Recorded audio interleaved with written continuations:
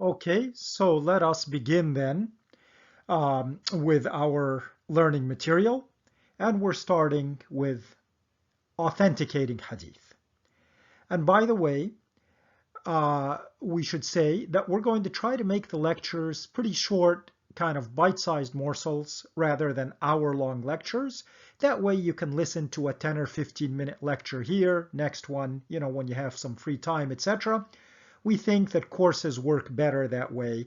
And if you've watched Khan Academy or other courses, that's what a lot of people are going to rather than long hour and a half lectures. So why authenticate hadith? If somebody says the Prophet said so and so, why don't we just listen to that? Well, there are a lot of reasons actually. If you've ever played the game Telephone, you already know the most important one. And I actually didn't believe that things happen this way in Telephone until I played the game a few times myself, and it's crazy. In this game, a circle of people sit down, and the first person whispers a message to the second, who then whispers it to the third, and so on. Invariably, by the time we get to the last person, the message is often very different from what the first person whispered. So, the idea is that even with the best of intentions, messages often change when they are relayed from person to person because small mistakes, changes, additions, etc. gradually creep in. Now, there were no tape recorders, video cameras, computer documents, no reliable ways to store written materials at the time of the Prophet, who lived in the late 6th and early 7th centuries. As a quiz question, do you know when the Prophet, peace be upon him, was born and when he died? He was born roughly in the year 570 and died roughly in the year 632. So, his teachings were transmitted person to person for a few generations until some scholars began to write down and record the Prophet's hadiths to preserve them for future generations so they wouldn't change or be lost. So you may have heard of such collections as Sahih al-Bukhari, written by the great scholar Imam al-Bukhari, and it was these scholars who did the great work of trying to authenticate the Prophet's hadiths. And in the following sections, we're going to become familiar with how they did that and learn some of the key terminology used by them to classify hadiths according to their soundness. In other words, how authentic we believe them to be. Before we get there, though, there are a couple of other points that need to be mentioned and understood as to why it was important to our early scholars to authenticate hadiths. The first is that although the general art of writing existed in Arabia at the time of the Prophet. I mean, people knew there was such a thing as writing. It wasn't common, and paper didn't exist. Things were written down on materials like parchment or animal skins. This, for example, is how the Quranic verses were written down as they were revealed to the Prophet, who would then have his scribes write down the newly revealed verses.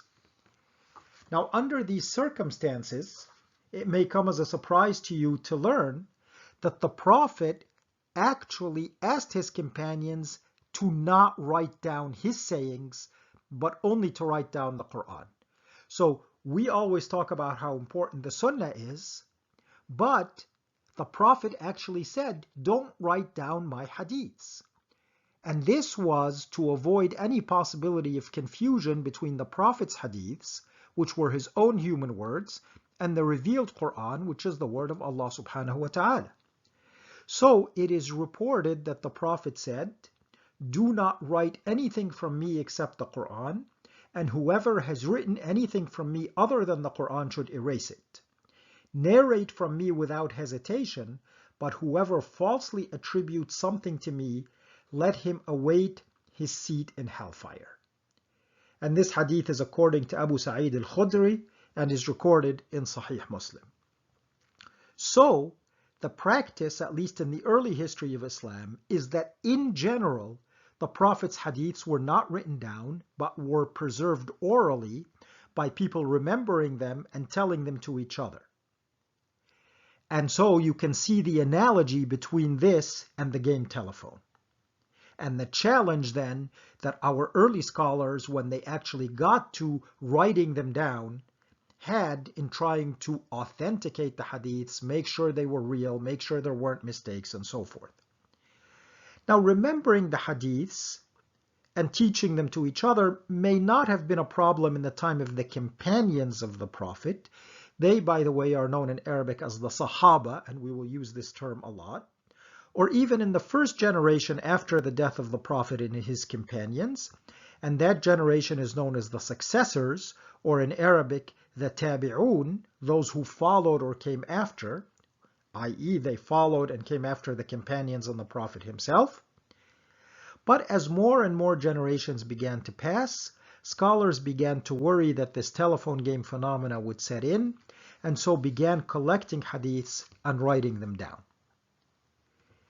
Now, interestingly, Umar ibn al-Khattab, the second Khalifa, who reigned from the years 13 to 24 Hijri, and by the way, we will use the Hijri dates and the Gregorian calendar dates sort of interchangeably so that we become familiar with both.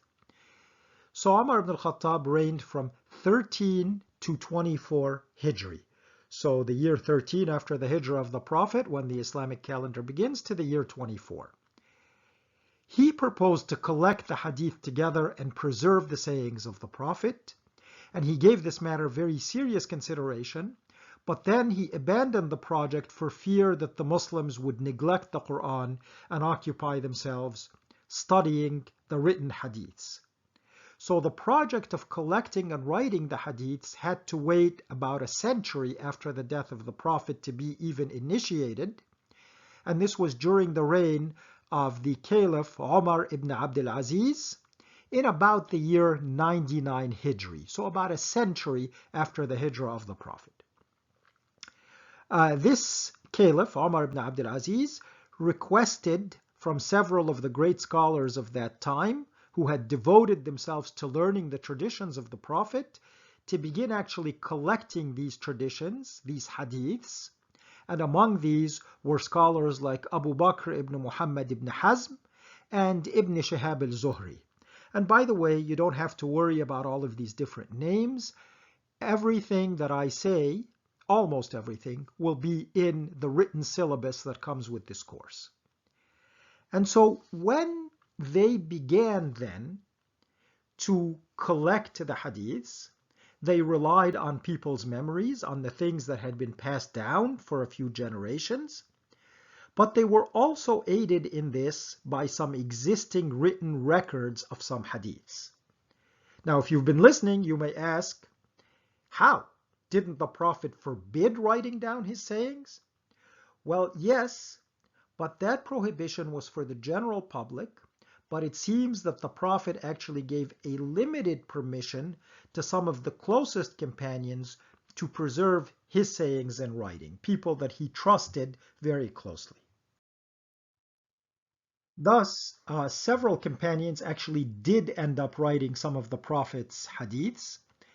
And among those who were reported to have had some written collections of the Prophet's hadiths that they passed down to their students from the time of the Prophet were companions. And remember, companions are those who lived at the time of the Prophet, who saw the Prophet, and we'll define it more precisely later. But companions like Jabir ibn Abdullah, Abu Huraira, Abdullah ibn Amr ibn al-As, Abdullah ibn Mas'ud, and Sa'd ibn Ubadah, all of these people had their own written collections where they preserved some hadiths, and those were known as sahifas, or pages. Also, some scholars think that once Islam became more established and people knew the Quran, the Prophet then gave a broader permission for the writing of his hadiths, since he was no longer worried that it would be confused with the Quran. So, when the first generation of scholars who actually began systematically collecting hadiths set to their work, they had two sources. They had hadiths that were passed down orally from person to person, from teacher to student for the first century or century and a half. And they had these various collections that were actually written down, known as the Sahifas, that were also passed from teacher to student, and they used both of these sources in their work. So we see that the Hadith scholars had their job cut out for them. But there was actually another big issue besides possible mistakes creeping in over time that made it very necessary for scholars to exert the effort that they did to authenticate Hadith. And this problem may surprise you, but it's the problem of Hadith fabrication. What does that mean? It means people just making up Hadiths, saying knowingly that the Prophet said this or that when they know that that is false. Now, given the importance of the Prophet's example and the prestige to knowing and teaching his example, as well as the early rise of political tensions in the young Muslim Ummah, we can begin to piece together the different motivations for people to knowingly fabricate hadiths for their own ends. The important thing for us, though, to begin with, is to be clear that this happened, and it happened on a broad scale. And so here's a quote from a name that we will be hearing a lot about in this course, or really quoting from his work a lot in this course, Professor Muhammad Kamali, from his book Principles of Islamic Jurisprudence. And he says, quote, "There is no dispute about the occurrence of extensive forgery in the hadith literature.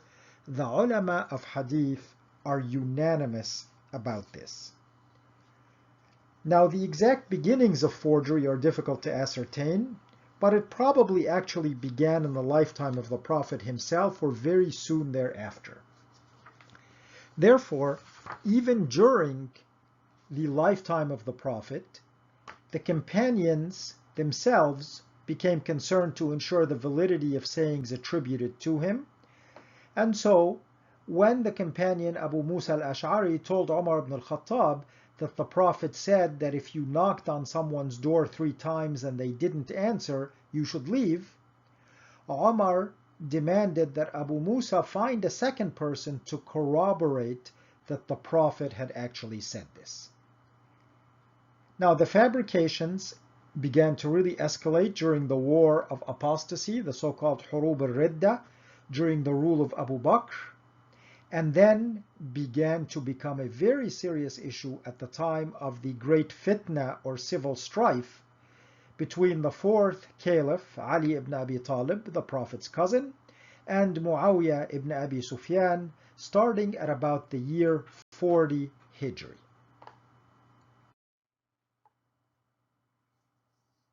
So, the scholars, when they began studying hadiths, they found that there were several different motives for forging hadiths, and multiple scholars have written extensive works on the forged hadith.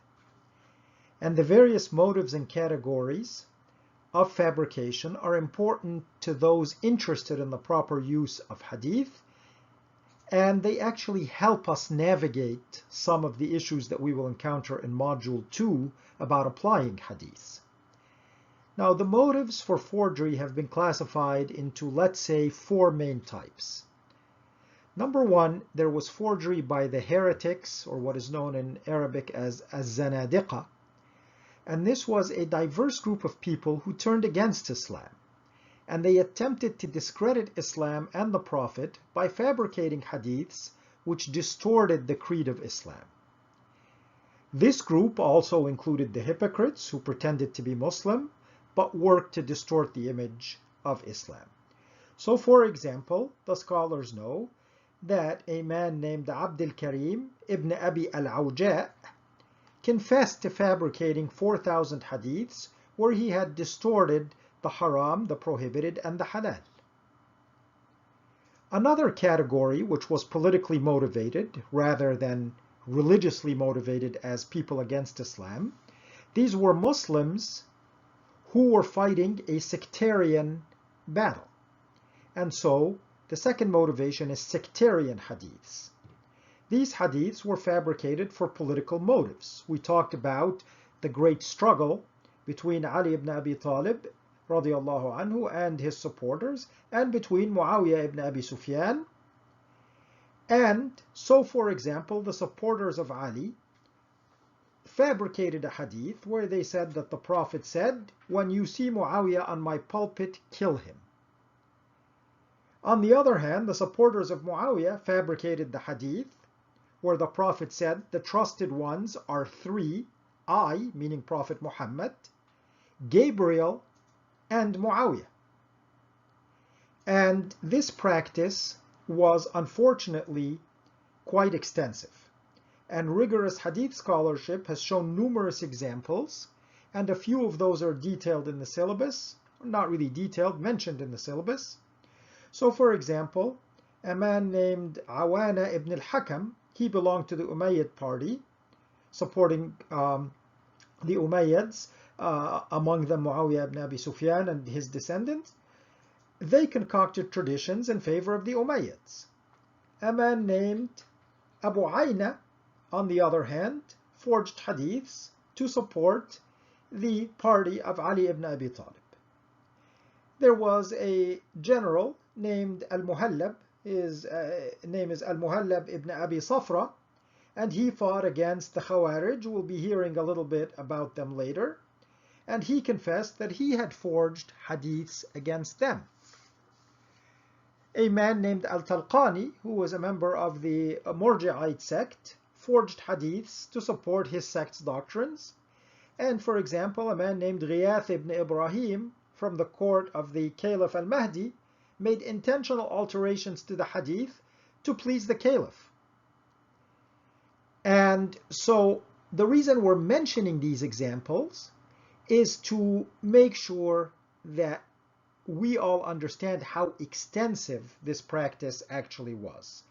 And according to the scholar Muhammad Siddiqui, in his book Hadith Literature, Its Origin, Development, and Special Features, because this sort of fabrication was so widespread, and I'm quoting directly from him now, most of the traditions which extol the virtues of certain individuals, tribes, provinces, districts, towns, or a sectarian leader owe their origin to some of these deliberate forgers and have been identified by the hadith scholars as mere inventions. Another interesting category of hadith forgers were the storytellers. Now, these are individuals who found that their prestige was greatly enhanced by claiming that they had knowledge of some hadith, and would often take to telling stories in the mosques after prayers. So, Professor Siddiqui states that, quote, "They invented thousands of such amusing anecdotes as might appeal to the masses, attributed them to the Prophet, and related them publicly." And a particularly amusing story in this vein is of such a man who related to his audience after prayer a hadith on the authority of the great scholars Ahmad ibn Hanbal and Yahya ibn Ma'in. And this hadith was that when a man says, "La ilaha illallah," there is no God but God, God creates from each letter a bird with a beak of gold and feathers of pearl. Now, unfortunately for the storyteller, both Ahmad ibn Hanbal and Yahya ibn Ma'in happened to be in the audience and confronted him with the fact that they had related no such hadith. The fourth category is the most puzzling of all, and perhaps the most tragic of all. It is the pious misguided. This is a group of people of knowledge and piety who began to fabricate hadiths for the service of Islam, so to speak. So, for example, a man named Nuh ibn Abi Maryam, who studied with well-known theologians and developed a reputation for great learning, started fabricating hadiths on the virtues of the Quran. And when confronted that these were forged, he admitted that he had forged them in order to entice people toward the Quran. There are numerous other tragic examples in the hadith literature. For example, a man named Abban ibn Abi Ayyash, who had a reputation as one of the most pious people of his day, narrated 1,500 hadiths on the authority of the companion Anas ibn Malik that turned out to have no foundation. Now, as a side note, because Anas ibn Malik, who was a young boy when the Prophet, peace be upon him, died, he was the last major surviving companion. A lot of the forged hadiths of the later generations are attributed to him. The syllabus goes through several other examples just for your interest. And one of them that I want to mention, because it will relate to how scholars authenticate hadiths, is the case of a man named Abu Isma. His full name is Abu Isma Nuh ibn Abi Maryam. And this man narrated hadiths from Ikrimah, who was a student of the companion Ibn Abbas.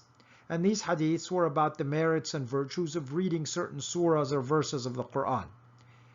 And when he was confronted by the fact that none of Ikrimah's other students narrated these hadiths, he admitted that he had forged them because he saw people drifting away from the Quran and wanted to steer them back toward it. And perhaps the most tragic of all, or most disturbing of all, is that according to Professor Muhammad Siddiqui, the followers of a religious leader known as Al-Sijistani argued that it was permissible to forge hadiths in order to enjoin what is good and forbid what is evil. What do you think of that?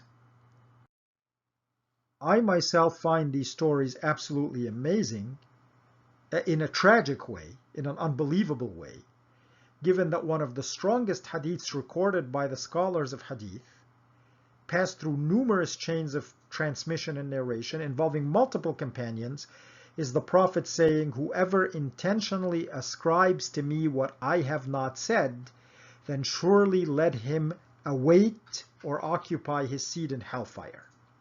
I've put up two Arabic renditions of the hadith through two different chains of transmission, and we will talk more about this issue of chains of transmission as the course progresses. But the hadith says, "Man kadhaba alayya muta'ammidan falyatabawwa maq'adahu min an-nar," which is exactly the translation we gave above. And this hadith is a mutawatir hadith. And again, that's one of the terms that we will be talking about, inshallah, extensively as the course progresses. But this is probably the only hadith known to have been related by more than 70 different companions. And it is, to me, absolutely unbelievable that in the face of this hadith, some genuine, sincere Muslims thought it was acceptable to fabricate hadiths that tried to motivate people to do good, thinking that they were somehow helping the cause of the Prophet. In fact, you notice for those who speak Arabic, the hadith says, "Man kadhaba alayya muta'ammidan," whoever lies against me on purpose. And when one of the fabricators of hadith was confronted with the above hadith, he said that "La akdhibu alayhi ana akdhibu lahu," that I am not lying against him, I am lying for him. So it's interesting to note that then while the early scholars were authenticating hadiths, and then they discovered this process of hadith fabrication, that alongside with cataloging the true authentic hadiths in some works, great works like Sahih al-Bukhari, some of them also wrote collections of the fabricated and false hadiths so that Muslims would be wary of them. These hadiths are called things like al-mawdu'at, the forged hadiths. Among the best known of these works is by the scholar al-Shawkani, and that work is called al-Fawaid al-Majmu'a fil Ahadith al-Mawdu'a, the collected beneficial knowledge about fabricated hadiths. and a book called Al-Mawdu'at al-Kubra, The Great Fabrications, by a scholar named Ibn al-Jawzi. And as we said, these fabricated hadiths are called either munkar, rejected, or mawdu', which literally means inserted or placed. In other words, falsely inserted into the hadith literature. And whichever term we use, munkar or mawdu', it basically means that these hadiths are forged and rejected. And we'll talk a bit more about these later, but for now, as we progress forward, let's concern ourselves with the more authentic hadiths, with the hope that you're now convinced that there was a genuine need for the scholars to try to separate true from false hadiths. And in our next lecture, we will begin talking about how they did that. Assalamu alaikum, and see you next time, inshallah.